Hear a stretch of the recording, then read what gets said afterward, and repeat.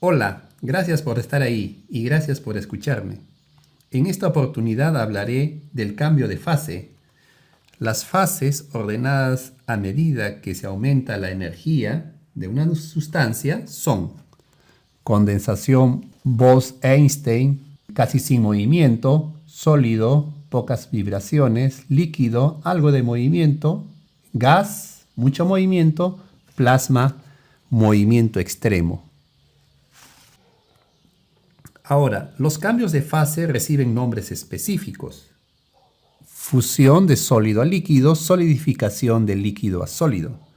Vaporización de líquido a gas, condensación de gas a líquido. Sublimación de sólido a gas y deposición de gas a sólido.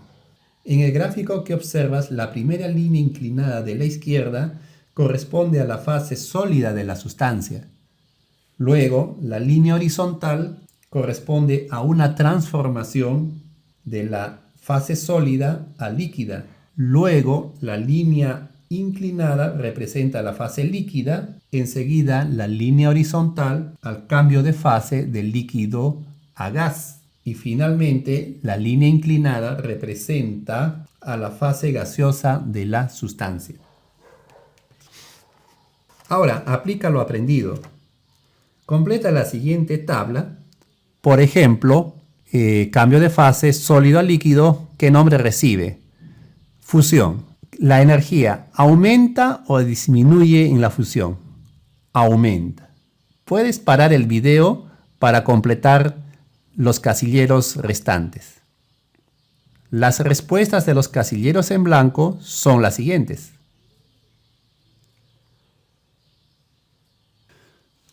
Calor específico es la cantidad de calor requerida para aumentar en 1 grado una unidad de masa. La regla de correspondencia la tenemos aquí y sus unidades. Calor latente la tenemos de fusión y de vaporización. Es la cantidad de calor que se requiere para pasar de una fase a otra.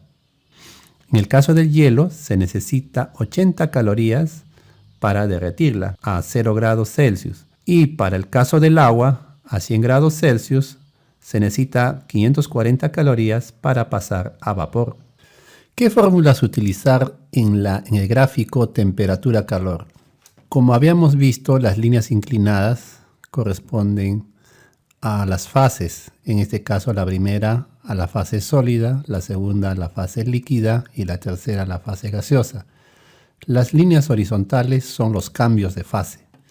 En los cambios de fase se utilizan la fórmula calor es igual a masa por calor latente, sea de fusión o calor es igual a masa por calor latente de vaporización. Cuando tengamos las líneas inclinadas, se utiliza la fórmula masa, calor específico, cambio de temperatura para todas las líneas inclinadas. Lo único que varía o que va a variar es el calor específico, sea en la fase sólida, líquida o gaseosa. El resto permanece constante, a excepción del cambio de temperatura, que varía según la situación que se dé.